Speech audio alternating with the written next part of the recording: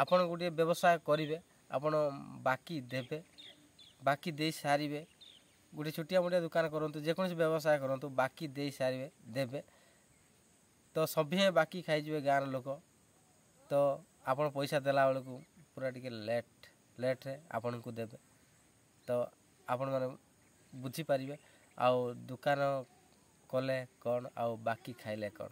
Hi friends new blog video को पुणी थे आपण मानक स्वागत। आपण मैंने समस्त भले था प्रभु जगन्नाथ कृपार मु भले अच्छी चलतु आज एक न्यू ब्लॉग वीडियो रे आपण मानक मु जनइबा जाऊँगी ग्रामांचल में बहुत सारा दुकान गढ़ी उठी था व्यवसाय करिकी ग्रामांचल में आग को बढ़िया को इच्छा करी आग को बढ़िया को चाहूवा लोकटे ग्रामांचल में आग को बढ़ी पारे ना कम पाई बढ़ी पारे चलतु जाना से विषय में विस्तृत आलोचना करी आपण मैंने वीडियो स्किप करूँ ना शेष जाए देखूँ ग्रामांचल में बहुत सारा दुकान भांगी जाए वर्ष 2 वर्ष 10 वर्ष भितर जहाँ आशा नहीं से दुकान टी करी थाए ता संपूर्ण रूपे कौन भांगी जाए कम पाई भांगी जाए चलतु जाना निश्चित भाव में यह एक शिक्षणीय ग्रामांचल दुकान करी आग को बढ़िया को चाहूवा लोक मान यह गोटे निश्चित भाव में शिक्षा रहिबो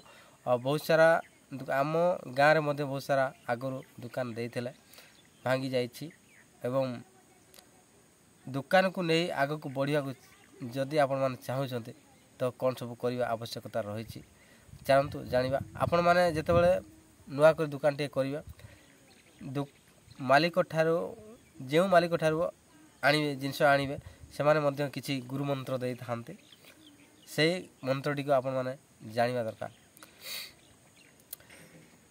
तांको मंत्र हेउची आपण व्यवसाय करंतु बाकी रे कारोबार करंतु नहीं कारण बाकी रे हेले दुकान टी निश्चित भाव में भांगी जीव बहुत सारा से माने मध्य पूर्व छोट रू बड़ होती तो बाकी हेबा द्वारा बाकी करने द्वारा आपण मैंने बाकी कथा को बुझी पारे ना गभीरतार सहित बुझिले जदि आपण मैंने हृदयंगम करेंगे आपण गोटे व्यवसाय करेंगे आपण बाकी देवे बाकी दे सारे गोटे छोटिया मोटिया दुकान करूँ जेकोसी व्यवसाय करूँ बाकी दे सारे देवे तो सभी बाकी खाईजे गाँव लोक तो आपण पैसा देला बेलू पूरा टिके लेट रे आपण को देवे तो आपण मैंने बुझीपारे आउ दुकान कले कौन आउ बाकी खाइले कौन बाकी खाइबा बाकी चलिबो किंतु जेमिति बाकी करा जाए से भलिया करवा दरकार मनकर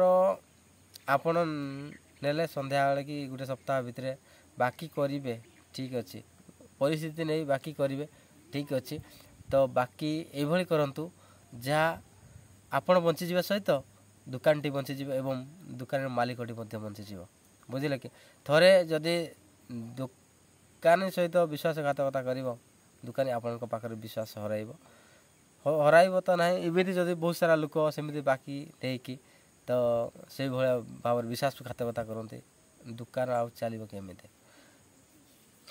बाकी बाकी हूँ भल जिनस नुह बाकी मनकर मु बाकी रे मगे देछि 50,000 हो लक्षे टंका हो बाकी रे कर देछि दुकान मु जदि बाकी रे आनिकी लोक मान को बाकी रे देबी से पुणी ठीक समय मिलिबो ना निर्दिष्ट समय सीमा नहीं तो दीर्घ दिन जाए बाकी पड़ी रहिबो तो मालिक तार मासिकिया हो कि 15 दिन अति बेसी मसे जाए से संभाल अधिक दिन नुह से जदि से भाया दिया न जाए मास को भितर कि 15 दिन भितर आपण को ठारू मालिक विश्वास आपण को तुटिब मालिक धीरे धीरे देबा कौन माल देवा धीरे धीरे बंद करदेव चिंता करंतु आपण भाविबा उचित जे दुकान रू कारोबार करुची माने कौन किमिति पैसाटा माने सप्ताह भितर दे देवाटा भल मो मतरे गोटे सप्ताह भितर दे देवाटा भल परिस्थिति अच्छी समस्त परिस्थिति अच्छी भाई निजर परिस्थिति को आखि आगे रखी अन्यर जीवन को क्या विपद पकातु ना कारण से आपण मैंने पार हो किंतु दुकानी वाला कष्ट पाइब जदि दुकान मालिक सहित तार संपर्क खराब है से मालिक दब कि आपण देव ना अच्छा लोक मोर 5 टका बाकी है मोर କେତେ କ'ଣ ବାକି ହେଇଛି 5 ଟଙ୍କା। 5 ଟଙ୍କାଟା ବଡ଼ କଥା ନୁହଁ ଭାବିବେନି। ଦୋକାନଟା ପାଇଁ ସେଇ 5 ଟଙ୍କା ହେଉଛି ମୂଲ୍ୟବାନ, ଲକ୍ଷେ ଟଙ୍କା ସହିତ ସମାନ। ମନେକର 50 ଜଣ 5 ଟଙ୍କା ଲେଖାଏଁ ନେଲେ, 50 ଜଣ 10 ଟଙ୍କା ଲେଖାଏଁ ନେଲେ, ଆଉ 50 ଜଣ ନେଲେ 20 ଟଙ୍କା ଲେଖାଏଁ, ଆଉ 50 ଜଣ ନେଲେ 50 ଟଙ୍କା ଲେଖାଏଁ, ଆଉ 50 ଜଣ ନେଲେ 100 ଟଙ୍କା ଲେଖାଏଁ, ଆଉ 50 ଜଣ 200, ଆଉ କେତେ ଜଣ ରହିଲେ 400, ଆଉ କେତେ ଜଣ 500। ଏମିତି ହେଇକି ଦୋକାନ କରିଥିବ ଟଙ୍କା 15-20 ହଜାର, ବାକି ହେଇଯାଇଥିବ 25-19, 20, 18 ହଜାର। ଆପଣ ହିସାବ କରିକି କାଲକୁଲେଟ୍ କରିକି ଦେଖନ୍ତୁ। 5 ଟଙ୍କିଆ ହିସାବ କରିଦିଅନ୍ତୁ। 50 ଜଣ 10 ଟଙ୍କିଆ 50। ଆଉ ଏମିତି ଗାଁରେ ତ ବହୁତ ସାରା ଲୋକ ବାସ କରୁଥିବେ। ଯେହେତୁ ସେଭଳିଆ ଆପଣମାନେ କରନ୍ତୁ ନାହିଁ। ଯଦି ବାକି କରୁଛନ୍ତି କରନ୍ତୁ, କିନ୍ତୁ ଗୋଟାଏ ସପ୍ତାହ ଭିତରେ ପଇସା ଦେଇଦେବା ଭଲ।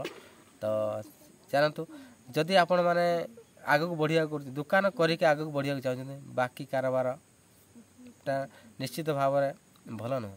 ବାକି ଆପଣ ଦେବେ, ଥରେ ଦେବେ, ଠିକ୍ ଅସୁବିଧା ସମୟରେ, ତାଙ୍କ ଅସୁବିଧା ସମୟରେ ନେବେ, କିନ୍ତୁ ଆପଣଙ୍କ ଅସୁବିଧା ସମୟରେ ଯଦି ନଦେଲେ ପଇସା ଚାଲିବ କେମିତି, ଦୋକାନ ଚାଲିବ କେମିତି? ଆପଣମାନେ ଭଲ ଭାବରେ ଚିନ୍ତା କରିବା ଉଚିତ। ସେମିତି ହିସାବ କରିଦେଇକି 50 ଜଣ 5 ଟଙ୍କିଆ 10 ଟଙ୍କିଆ ଏମିତି କେତେ ଟଙ୍କା ହେଉଛି, ସେ ପୁଣି ଅନିର୍ଦ୍ଦିଷ୍ଟ କାଳ ପାଇଁ, ସେ ପୁଣି ମିଳିବ କି ନ ମିଳିବ ତା'ର କିଛି ଠିକ୍ ଠିକଣା ନାହିଁ। ତ ଭାଇ, ବାକି କରୁଛ ଯଦି କର, କିନ୍ତୁ ଠିକ୍ ସମୟରେ ପଇସାଟା ଦିଅନ୍ତୁ। ଆପଣମାନେ ପଇସାଟା ଦେଲେ ଆପଣ ଚଳିବେ, ଅନ୍ୟମାନଙ୍କୁ ଚଳାଇବେ। ଆଉ ବାକି ବେଳେ ଚାଲି ଆସିବେ, ଆଉ ନଗଦରେ ଅନ୍ୟ କେଉଁଠି ଚାଲିଯିବେ। ଏଇଟା ହେଉଛି ମୂର୍ଖାମି। ଆପଣ ଗୋଟିଏ ଜାଗାରେ ବାକିରେ ଚଳୁଛନ୍ତି, ତ ଅନ୍ୟ ଜାଗାରେ ପଇସା ଦେଇକି ଆଣିବା ସେଇଟା ଠିକ୍ ନୁହେଁ। ଯିଏ ବି ଦୋକାନୀ ହେଉ କିମ୍ବା ଗରାଖ, ମନେକର ନଗଦି ଦେଇକି, ମୁଁ ଗୋଟେ ଜାଗାରୁ ନଗଦ ଦେଇକି ଆଣିଲି, ଅନ୍ୟଠି ଜଣେ ବାକି ନେଇ ଆଣିବି, ପଇସା ତାଙ୍କୁ ଦେବିନି। ନଗଦ ଦେଲା ବେଳକୁ ଗୋଟେ ଜାଗାରୁ ଆଣିବି, ଆଉ ବାକି ବେଳକୁ ଅନ୍ୟ ଗୋଟେ ଜାଗାରେ, ସେଇଟା ବି ଠିକ୍ ନୁହଁ। ଯାହା ଠିକ୍ ସେୟା କରନ୍ତୁ। ଆଉ ବାକି ନିଜେ କରିବାକୁ ଚେଷ୍ଟା କରନ୍ତୁ ନାହିଁ। ଆଉ ନିଜେ କେମିତି ଯେତିକି ଇନକମ୍ ହେଉଛି ସେତିକିରେ ଚଳିଯିବାକୁ ଆଡ଼ଜଷ୍ଟ କରିବା ଶିଖନ୍ତୁ। ଆଉ ତ ନିଶ୍ଚିତ ଭାବରେ ଆପଣମାନେ ଆଗକୁ ବଢ଼ିବେ।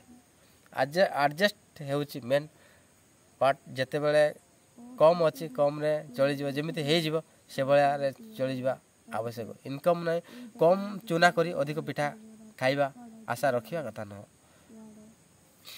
ବୁଝିଲେ କି? ଆଉ ଆପଣ ଏଟା ବେକାର କଥା କହୁଛି ସେମିତି ଭାବିବେନି। ଆପଣ ବହୁତ ସାରା, ଆପଣଙ୍କ ଗାଁରେ ବହୁତ ସାରା ଦୋକାନ ମଧ୍ୟ କରିଥିବେ, ଭାଙ୍ଗି ଯାଇଥିବ। ଆଉ ତାଙ୍କ ଦୁଃଖ କଥା କ'ଣ କେମିତି ଭାଙ୍ଗିଲା ତାଙ୍କୁ ପଚାରିକି ବୁଝିବେ, ତ କ'ଣ କେମିତି ଦୋକାନ ଗୁଡ଼ିକ ଭାଙ୍ଗି ଯାଇଛି। ସେଭଳିଆ ପରିସ୍ଥିତି ଆପଣମାନେ ବାକି ନେଉଥିବା ଲୋକମାନଙ୍କୁ ମୋର ଅନୁରୋଧ, ସେ ବାକି ନେଉଛ ସତ, କିନ୍ତୁ ଠିକ୍ ସମୟରେ ତାକୁ ପଇସାଟା ଦେଲେ ତ ତା'ର ମାଲିକ ସହିତ ସମ୍ପର୍କ ଭଲ ରହିବ, ଆଉ ଆପଣଙ୍କ ସହିତ ମଧ୍ୟ ସମ୍ପର୍କ ଭଲ ରହିବ। ନିଶ୍ଚିତ ଭାବରେ ସେୟା ହିଁ କରନ୍ତୁ। ଆପଣମାନେ ବହୁତ ସାରା ଭଲ ପାଇବା ଦିଅନ୍ତୁ। ଆପଣଙ୍କର ଭଲ ପାଇବା ପାଇଁ ନିଶ୍ଚିତ ଭାବରେ ଗୋଟିଏ ୟୁଟ୍ୟୁବର୍ ଆଗକୁ ବଢ଼ିପାରିବ। ଆପଣମାନଙ୍କର ଭଲ ପାଇବା ପାଇଁ, ଆପଣମାନଙ୍କର ସ୍ନେହ ଭଲ ପାଇବା ପାଇଁ ନିଶ୍ଚିତ ଭାବରେ ମୁଁ ଦିନ ଆଗକୁ ବଢ଼ିବି। ତ ଆପଣଙ୍କୁ କ'ଣ କେମିତି ଲାଗିଲା କମେଣ୍ଟ କରନ୍ତୁ। ଆପଣଙ୍କୁ କ'ଣ କେମିତି ଲାଗିଲା ଏହି ଭିଡ଼ିଓ, ଆପଣଙ୍କୁ ଯଦି ଏହି ଶିକ୍ଷା ଆପଣଙ୍କୁ ଭଲ ଲାଗିଲା, ବହୁତ ମାତ୍ରାରେ comment, share, like and subscribe କରିବାକୁ କେବେ ଭୁଲନ୍ତୁ ନାହିଁ। ଜୟ ଜଗନ୍ନାଥ, ଜୟ ଜଗନ୍ନାଥ।